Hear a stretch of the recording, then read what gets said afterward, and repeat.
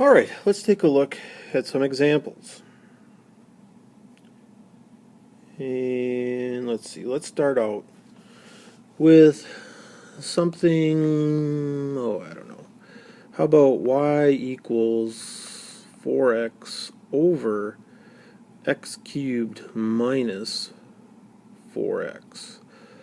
Well, the first thing I notice is that if I let x equal 0, I've got some sort of discontinuity, but then I can see that I can cross an x out of everything, and I get 4 over x squared minus 4. So that makes a hole at x equals 0. So then I can take x squared minus 4, set that equal to 0, and that becomes x plus 2, x minus 2. That equals 0. So x equals 2, x equals negative 2, and those are vertical asymptotes. Now, for our EBA, our end behavior asymptote, y equals, the degree of the denominator is a 2, and the degree of the numerator is a 0. Now, I look at this one and it will work. It'll also work over here if I look at that. It was 1 over 3. Because the degree of the denominator is bigger, that means that at y equals 0, there is a horizontal asymptote. Now, I'd really like to find an x-coordinate for my hole. I'm sorry, a y-coordinate for my hole. And to do that, I come over here, and I let x equal 0. So I get 4 over 0 squared minus 4, and that equals negative 1. So my hole is at 0, negative 1. Now, let's go ahead and sketch the graph.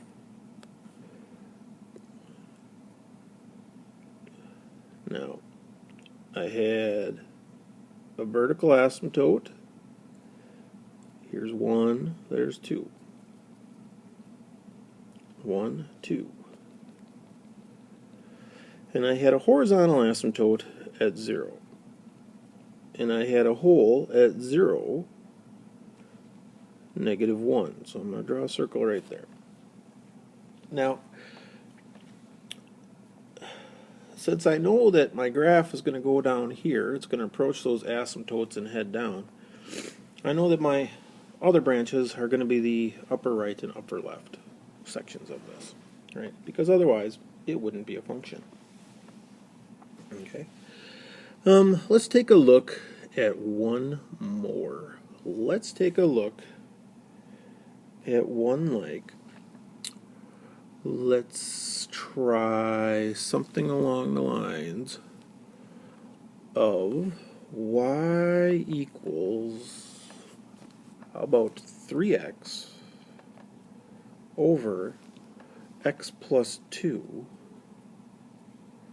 squared. Okay? Now, x equals negative 2. That's a vertical asymptote. I can't cross anything out, so there are no holes. And my EBA is the line y equals 0. So, what's this going to look like? Well, let's see.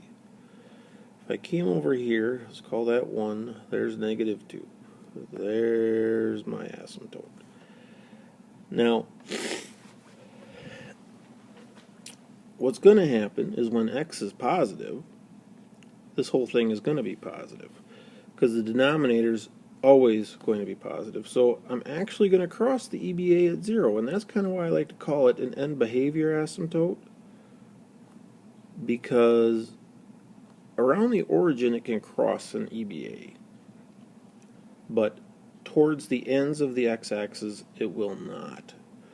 So our graph would look something kind of like this, right? If I get to the left of negative 2, well, the numerator is always negative. So therefore, I better be below the x-axis. And it looks something like that.